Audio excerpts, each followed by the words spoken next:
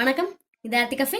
இன்னைக்கு நம்ம என்ன பார்க்க போறோம் அப்படின்னா சூப்பரான வெஜ் கொத்து தாங்க பார்க்க போறோம். செம்ம டேஸ்டியா ஈவினிங் செய்யக்கூடிய ஒரு ஸ்நாக்ஸ் இது. இதுக்கு என்னென்ன தேவை அப்படிங்கறத இப்ப பார்க்கலாம்.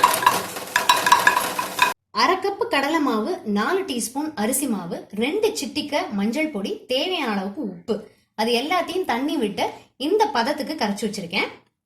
ஒரு பெரிய வெங்காயத்தை குட்டி குட்டியா நறுக்கி வச்சிருக்கேன். ஒரு 2 கொத்து கருவேப்பிலை, ஒரே ஒரு நல்ல பழுத்த தக்காளியை குட்டி குட்டியா நறுக்கிருக்கேன். காரத்துக்கு ஏத்த மாதிரி பச்சை மிளகா, ஒரு கைப்பிடி அளவுக்கு கொத்தமல்லி தழையை குட்டி குட்டியா நறுக்கி வச்சிருக்கேன். இந்த காய்கறிக்கு தேவையான அளவுக்கு உப்பு, எண்ணெய் ஒரு 4 டீஸ்பூன். இப்போ நம்ம என்ன பண்ணிடலாம் அப்படின்னா, தோசை கல்லுல இந்த வதக்க வேண்டியது எல்லாத்தையும் வதக்குவோம். தோசை கல்லுல 2 டீஸ்பூன் எண்ணெய் விட்டுக்கலாம். முதல்ல தோசை கல்லு நல்லா காஞ்சிருக்கு. ஸோ இப்போ அந்த எண்ணெயை சீக்கிரமா சுட்டுரும். அது கூடவே இப்போ நம்ம பச்சை மிளகா, கருவேப்பிலை, வெங்காயம் அதை சேர்த்து தோசை திருப்பியாலே நல்லா அப்படியே கலக்கி விடுவோம். இது நல்லா ஸ்ப்ரெட்டாக இருக்கிறதுனால சீக்கிரமா அப்படியே வெந்துடும். நல்லா அழகாக கோல்டனாக வந்துடும்.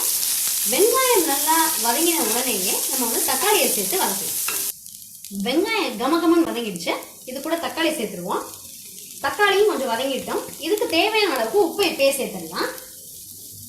மஞ்சள் பொடியை நம்ம மாவுலேயே போட்டோம், அதனால இதுக்கு மஞ்சள் பொடி வேண்டாம். ஸோ சூப்பராக அதை வந்து அப்படியே வதக்கிட்டு என்ன செய்யுதுன்னு பார்க்கலாம். தக்காளியும் நல்லா வதங்கிடுச்சு.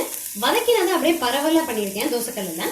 இப்போ நம்ம என்ன பண்ணிடலாம், அந்த மாவு கரைச்சி வச்சிருக்கோம் இல்லையா, அதை எடுத்து மேலே அப்படியே தோசை ஊற்றுற மாதிரி அப்படியே பரவலாக ஊற்றுவோம். நீங்கள் வந்து மேக்ஸிமம் எல்லா மாவையுமே ஊற்றிடலாம். ஊற்றிட்டு இது வந்து ஒரு அரை நிமிஷம் இருக்கட்டும். அரை நிமிஷம் வந்து எப்படின்னா ஒரு கீழே மட்டும் கொஞ்சம் வெந்திருக்கும், அந்த அளவுக்கு இது விடுவோம். இப்போ நான் எல்லா மாவையும் ஊற்றிட்டேன். கொஞ்சமாக எண்ணெய் எடுத்து அப்படியே இதில் ஸ்ப்ரெட் பண்ணி விடுவோம். ஒரு அரை நிமிஷம் ஆயிடுச்சு. இப்போ இதை என்ன பண்ணிடலாம் அப்படின்னா, இப்படி கலக்கி விட்டுருவோம்.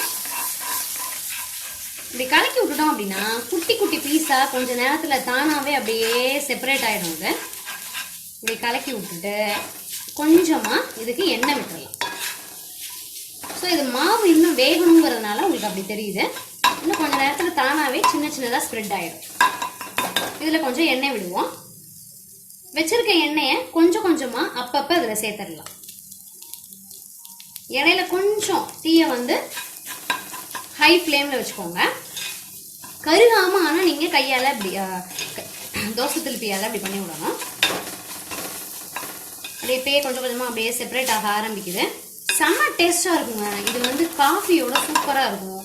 அதே சமயத்தில் இன்கேஸ் இப்போ வந்து டக்குன்னு இப்போது சாம்பார் சாதத்துக்கோ ரசம் சாதத்துக்கோ இதை இன்னும் கொஞ்சம் அப்படியே லைட்டாக முருகலாக்கி விட்டுட்டோம் அப்படின்னா அதுவும் டேஸ்டியாக இருக்கும். தொட்டும் கூட சாப்பிடலாம். சூப்பராக வெஜ்ஜு கொத்து பக்காவாக ரெடி ஆயிடுச்சுங்க. ஸோ குட்டி குட்டி பீஸாக வந்துருச்சு பாருங்க. இதை வந்து இன்னும் வந்து லைட்டாக இப்படி இப்படி பண்ணி விட்டீங்க அப்படின்னா செம்ம சூப்பராக சின்ன சின்ன பீஸாக இன்னும் கொஞ்சம் ஆகிடும்.